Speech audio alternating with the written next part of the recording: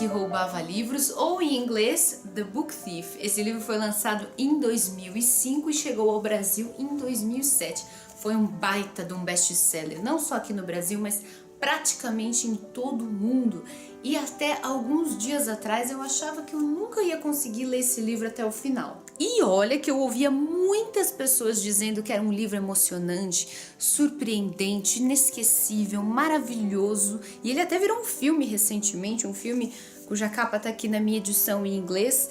Eu não sei, não vi o filme ainda, mas me parece ser uma produção bem bonita. Mas antes, as minhas foram duas tentativas que eu tive de começar a ler esse livro, eu fiz uma coisa que quase nunca acontece comigo. Eu abandonei o livro nas 5 primeiras páginas. Eu achei, eu não sei, muito enigmático, muito poético, muito incompreensível, muito chato. Essa era a palavra que eu usava. Eu achei muito chato. Sim, eu fui uma bela de uma besta quadrada, já vou deixando isso muito bem claro, não vou tentar negar, mas em minha defesa, eu acho que em algum lugar da minha cabecinha lá no fundo, eu guardei a ideia de que algum dia eu ia acabar lendo esse livro até o fim, porque eu acho que eu suspeitava que esse livro não era igual aos outros, esse livro, ele é único. E eu tava certa, porque o tempo passou, eu criei esse canal, e adivinha qual é um dos livros que mais me pedem nos comentários, de todos os lugares do Facebook, do Instagram, aqui do YouTube? Um dos livros que sempre me pediram mais foi justamente A Menina que Roubava Livros.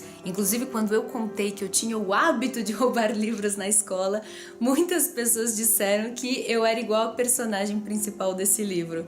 E aí eu peguei até um certo carinho maior por ele. E aí, pela terceira vez, a minha terceira tentativa, finalmente, eu fui tentar ler de novo. Não nego que eu achei o começo difícil de novo, mas não é que de repente a história encaixou? Sabe quando a história encaixa? Depois que a história encaixou, ela deslizou, como um tobogã na minha cabeça. Foi tranquilo até o final. Para vocês terem uma ideia, eu saí da página 200 e cheguei até o final, até lá pela página 500, ontem. Não é só que eu fui dormir tarde, né? E quando eu terminei, finalmente fui dormir, eu tava com o coração batendo forte, eu tava agoniada, eu tava com raiva, eu tava com esperança, eu tava profundamente mexida por essa história. E se você já leu o livro, você já sabe com que personagens eu sonhei essa noite. A primeira de todas é a menina Liesl, é claro. O livro começa quando ela tá num trem indo pra casa da sua nova família adotiva. Essa é a foto da menina que interpretou a Liesl no cinema. É bonitinha a atriz, mas sinceramente eu não imaginava ela com essa carinha assim, toda angelical, não. Eu imagino a Liesl muito mais sofrida, muito mais magra, muito mais cansada. Eu imagino a Liesl mais ou menos assim. Afinal, a vida dessa alemãzinha de 9 anos não é nada fácil. O ano é 1939 e o lugar é a Alemanha. Nessa época, você já deve saber, já estava tudo a postos lá na Alemanha para o começo da Segunda Guerra Mundial. O que significa que o partido nazista já dominava o país inteirinho e praticamente já não havia mais nenhum judeu em liberdade. E mesmo para quem não era judeu, que era o caso da Liesl, a vida não era muito mais fácil, porque o partido nazista, ele não perseguia só os judeus, não. O partido nazista não deixava barato para ninguém que tivesse qualquer tipo de divergência política com o governo do Hitler. E foi por isso que a mãe biológica da Liesl, que era comunista, não teve outra alternativa senão dar a filha para adoção. Ela já sabia, assim como tinha acontecido com o pai biológico da Liesl, ela sabia que logo logo ela ia acabar sendo presa e foi exatamente isso que aconteceu. Então é assim que começa a história. A coitadinha da Liesl foi abandonada pela mãe, ela tá numa casa estranha, numa cidade estranha, numa situação de completo desamparo. Mas a Liesl não é uma menina qualquer. Ela é a menina que roubava livros. São vários livros que ela rouba ao longo da história, em diferentes situações, e são livros dos mais diferentes, dos mais imprevisíveis e sugestivos. E esses livros ajudam a Liesl a enfrentar essa nova vida, essa nova situação, e cada vez que ela passa por um momento de dificuldade, ela encontra um pouco de conforto nesses livros que ela rouba. Aliás, os livros dentro dessa história, eles têm muita importância, eles têm um significado muito simbólico. Eles representam estabilidade, algum tipo de estabilidade na vida dessa menina. Os livros permanecem, as palavras estão sempre ali, os livros são um objeto, trazem segurança para ela. Vamos lembrar que a Lisa está vivendo um momento de guerra. Em vários momentos a vida dela vai ser virada de cabeça para baixo. Os livros também são importantes para conectar os personagens emocionalmente.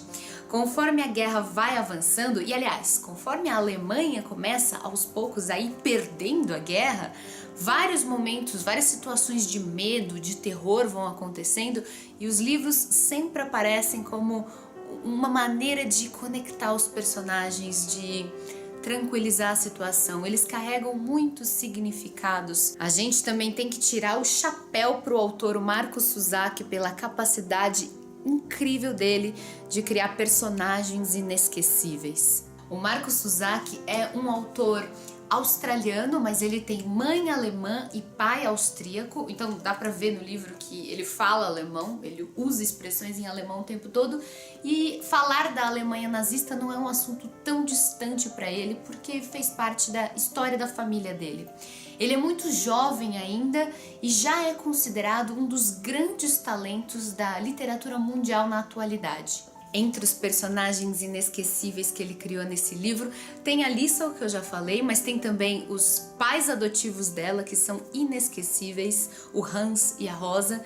Tem o melhor amiguinho dela da rua, o Rudy, que é um dos personagens mais queridos. O próprio autor, inclusive, disse que o Rudy é o personagem favorito dele. Tem o Max é um homem judeu que a família adotiva da Lisa vai ajudar a se esconder no porão da casa deles, de uma maneira absolutamente arriscada, mas de todos esses personagens, nenhum deles é mais inesquecível do que a morte. E não, a morte não tem essa cara de caveira e nem anda por aí carregando uma foice como a gente costuma imaginar. Quem fala isso não sou eu, não. É ela própria que conta. A morte é a narradora dessa história. E é por isso que é tão difícil de entender a história no começo. Porque você não vai esperar que a morte conte uma história do mesmo jeito que eu, que você, que as pessoas contariam uma história. Digamos que ela tem uma visão muito particular da vida. Mas conforme a gente insiste na leitura e vai se acostumando com o jeito da morte de contar a história, a gente compreende que a morte não é essa entidade tão maligna e que se diverte com o sofrimento humano como a gente costuma imaginar. Olha que coisa louca. Cara, imagina a morte contando uma história. E pior, a morte está sofrendo, ela não sente nenhum prazer em tirar a vida dos seres humanos, ela não sente nenhuma alegria com os grandes períodos de guerra. A morte, ela fica absolutamente surpreendida com os seres humanos. Ela se surpreende com a nossa capacidade de combinar gentileza com brutalidade. Na verdade, a morte tem mais medo de observar os seres humanos do que os seres humanos em pensar na morte. E conforme está lindamente colocado aqui na contracapa da edição brasileira, quando a morte resolve contar uma história pra gente, a gente tem a obrigação de parar para ler. E como